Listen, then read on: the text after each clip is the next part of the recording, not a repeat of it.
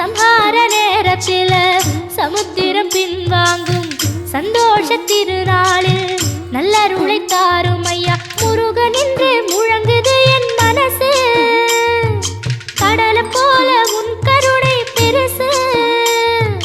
உப்பு காத்து ஊத காத்து சுத்தும் கடலு கரைய பார்த்து சத்தியமா கோயில் கொண்ட சுப்பையா எங்க குப்பத்துக்கு குலவிளக்கு நீ ஐயா.